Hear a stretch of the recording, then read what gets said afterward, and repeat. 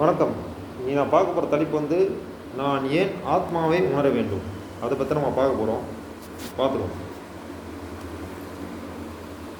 ஆத்மா ஏன் உணரணும்னா, அது உங்களோட விருப்பத்தை பொறுத்து இருக்குது. நீங்கள் உங்கள் ஆத்மாவை உணர்ந்தீங்கன்னா, உண்மையிலே சொல்கிறேன், மறுமைன்னு ஒன்று இருக்குது. உங்கள் ஆத்மா அதில் இருந்து கொண்டு போய் நீ சேர்க்கறதுக்கு உண்டான பயிற்சிகளும் இருக்கும். சாதாரணமான ஆளுங்களால் நம்ம போய் சேர முடியுமா? சாதாரணமான வாய்ப்பே கிடையாது. நீ ஒரு தியானம் பண்ணால் கூட உங்களால் போய் சேர முடியாது. 100% இல்லை. ஏன்னா தியானம் என்பது உன் மனசை மயக்கும் ஒரு கலையை தவிர அது உண்மையே உணர்த்தாது.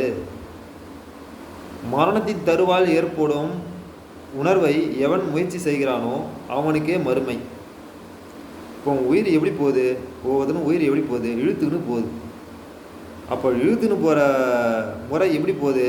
அதை உண்டான கலையை பயிற்சி செய்கிறவன் தான் அந்த இடத்துக்கு போய் பார்த்துட்டு வர முடியும். சாதாரணமாக கண்ண முடியினே எனக்கு ஒளி தெரியுது, எனக்கு அது தெரிஞ்சிச்சு, எனக்கு அந்த உலகம் தெரிஞ்சிச்சு, எனக்கு இந்த உலகம் தெரிஞ்சிச்சுன்னா அது ஒரு மனம் மயக்கத்தில் மாட்டிக்கிட்டு தான் நீ அதே அதில் இருப்பியே தவிர ஒரு காலமும் உன்னால் உண்மையை உணர முடியாது. ஏன்னா யோகத்தை தவிர உன் ஆத்மாவுக்கு மிக சிறந்த பயிற்சியாளன் யாருமே இருக்க முடியாது. 100ல் ஒருத்தரோ 2 பேர் போனால் சாத்தியம் தியானத்தால் மூலிமா தன் நிலையை உணர்றதுக்கு.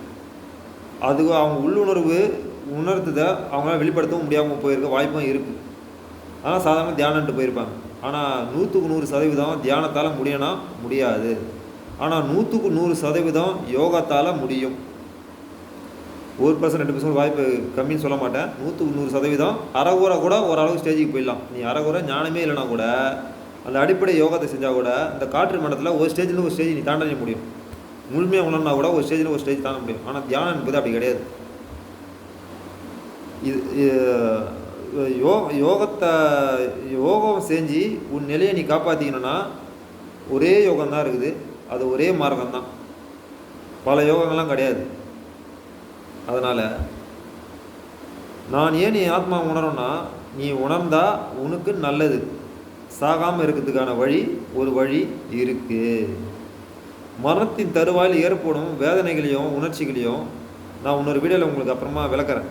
மரணம் அடைந்தவனோட ஆத்மா என்னென்ன ஆகும், மோட்சத்துக்கு போகிற ஆத்மா என்னென்ன ஆகும். மோட்சன்றது வேற ஒன்றும் இல்லை, தெளிவு நிலை தான் மோட்சம். உன் ஆத்மா மூச்சிக்குச்சுன்னா அது மோட்சம், உன் ஆத்மா மூச்சிக்கலாம் அது நரகம். இதுதான் கான்ஸ்டப். நீ வெளியே எங்கேயோ புதுசாக ஒன்று நரகம் இருக்குது, நம்மளை கட்டி போட்டு அடிப்பாங்க அப்படின்னு நினைக்காத. உன் அலைவரிசை மாட்டிக்கும். என்னோட காற்று அலைவரிசை இருக்குது. இப்போ நான் பேசுகிறேன்னா நானே ஒரு காற்று அலைவரிசை தான். எனக்குள்ளே பல அலைவரிசைகள் பூந்து தான் இதெல்லாம் பேச வைக்குது. எல்லாருக்கும் அப்படி தான் இருக்குது. ஒருத்தன் பொண்ணு மேலே மண்ணு மேலே ஆசை வைக்கிறவங்களாம் அவங்களுக்குள்ள ஒரு சில அலைவரிசைகள் கூடுறதுனால தான் இந்த உடம்பு நீ இப்போ சொந்தக்காரனாக இருக்கிற. ஆனால் இன்விசிபிளாக வேறு காற்று உள்ளே போகிறதுனால தான் உனக்கு மனம் என்ற ஓட்டங்கள் ஓடுது. இப்போ உடம்பு உண்டு கிடையாது இப்போதைக்கு. எப்போ யோகாசனம் செஞ்சு உன்னோட காற்றாலை நீ வசப்படுத்துறியோ அப்போ தான் மனசு உந்து, உடம்பும் உந்து. நன்றி, வணக்கம்.